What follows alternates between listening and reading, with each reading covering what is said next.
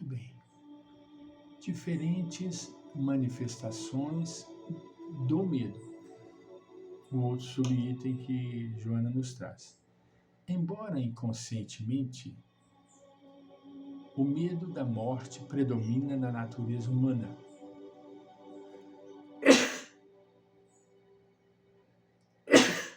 Desculpa. Como se ele traduzisse o pavor do aniquilamento da vida. Todos nós temos um medinho de partir para o lado de lá. Disso resultante, apresentam-se os inumeráveis medos da perda de emprego, da perda de objetos valiosos ou de grande estima, da perda de afeições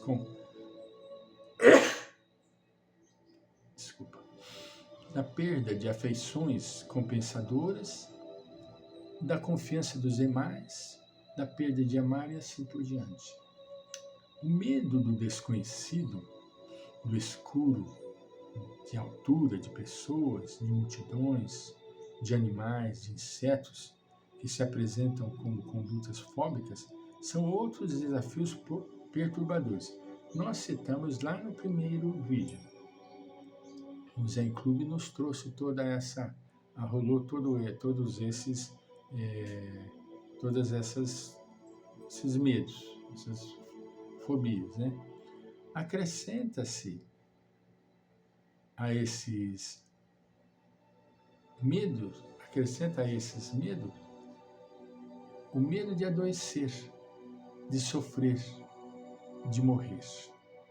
Cultivados esses sentimentos, a existência torna-se um contínuo sofrimento, exatamente o que o indivíduo muito teme.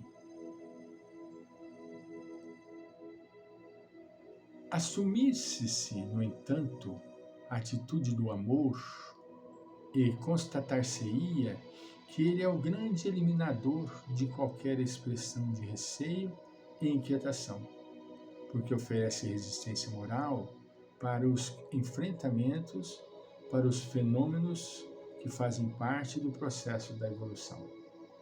Transitando-se num corpo de constituição molecular que se altera a cada segundo, no qual as mudanças processam-se continuamente, não há como adquirir-se estrutura de permanência, exceto quando o Self assume o comando consciente das funções orgânicas que lhe dizem respeito conduzir. Quando o espírito assume o comando, as coisas se modificam. Mesmo em referência aos automatismos fisiológicos e psicológicos que aparentemente impedem da vontade, esta exerce tal predomínio na organização celular que, bem direcionada, pode gerar novos condicionamentos, sobre os quais se podem estruturar hábitos de saúde e de bem-estar. A mente indisciplinada, isso é muito importante que a gente entenda. A mente indisciplinada e vigente, não se habilitando a planificações profundas e de alto significado em torno das ideias da beleza, do conhecimento, da religião, da investigação científica, da solidariedade humana, tende a cultivar os pavores que se lhe transformam em verdadeira paisagem de apresentação masoquista. Infelizmente, o indivíduo se perturba, né? Perdem-se as excelentes oportunidades de viver-se integralmente o momento existencial com as suas dádivas, mesmo algumas que fazem parte do processo humano de evolução, receando o que possa acontecer no futuro e que, certamente, não sucederá, ou que, assim sendo, nunca se apresentará conforme se pensou. Nós sofremos por antecipação. Nós sofremos por algo que não vai acontecer, que não vai se realizar, mas nós estamos sofrendo. Isso é uma pena. A conjuntura nas quais se manifestam os mais diversos fenômenos da vida definem-lhes a profundidade, o valor que eles devem ser atribuídos, os efeitos que ficam. No caleidoscópio das mudanças biológicas e emocionais, cada ocorrência expressa-se de maneira muito própria, variando de um para outro indivíduo, tendo em vista a sua constituição emocional. Eis porque nunca se deve ou se pode avaliar com segurança como seria enfrentada uma situação calamitosa num paralelo pela forma como outrem a tem suportado. Não existem duas coisas completamente iguais. Acontece aqui, ali acontece também, mas de forma diferente. O momento é sempre o grande definidor das forças. Pessoas frágeis e amorosas conseguem superar situações desastrosas com uma coragem e fé surpreendentes, enquanto outras, consideradas fortes e resistentes, baqueiam diante de sucessos de pequena monta. Nutrindo-se de autoconfiança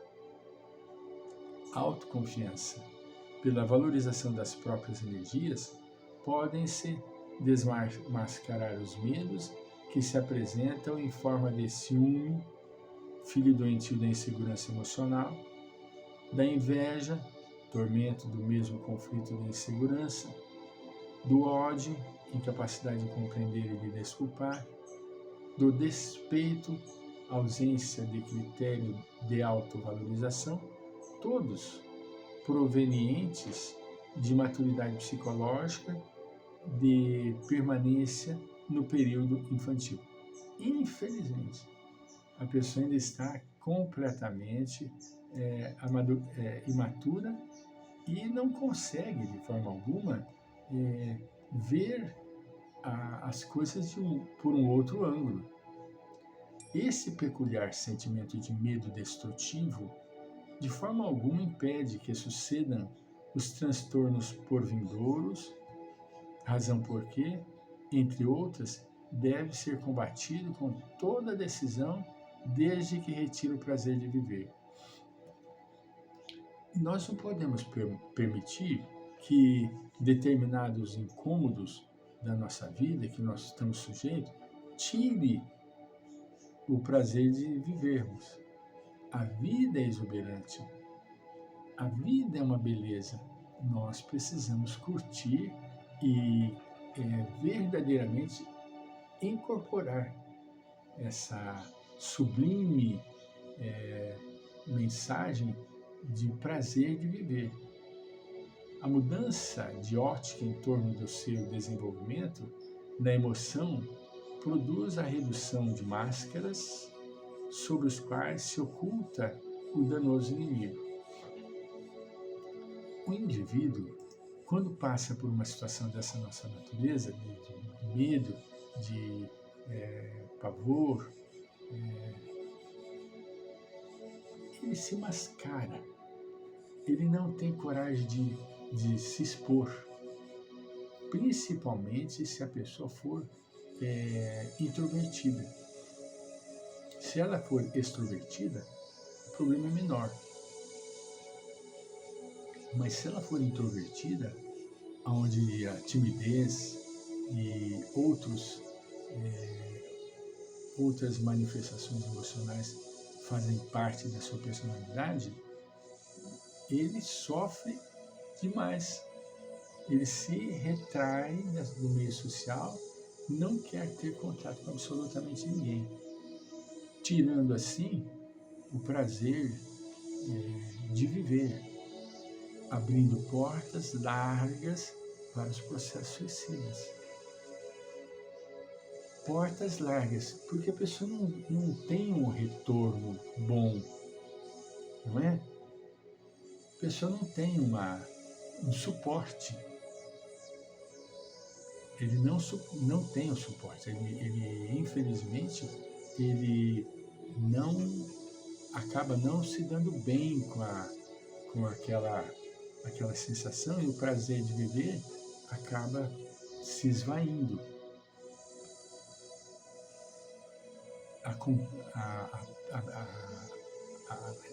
A redução das máscaras, a perda das máscaras que oculta esse inimigo voraz, vai fazendo com que a pessoa crie para si uma condição mais favorável de vida e alimente verdadeiramente o prazer de viver. Alimente o prazer de viver. Considerar-se que se tem os mesmos direitos de todo ser humano, de fazer-se o que aprouver, desde que não agrida os interesses alheios, de proceder-se a escolhas e tomar-se decisões, constitui um passo decisivo para a superação do medo. Quando, por alguma razão, não sejam essas as melhores e os resultados apresentem-se frustrantes, em vez de desencorajamento, concluir-se pelos lucros e a experiência da tentativa, ensejando-se maior campo de habilidades para futuras seleções e ações. Tirar proveito positivo dos acontecimentos. As coisas vão mudar, tendem a mudar e vão melhorar. Voltaremos.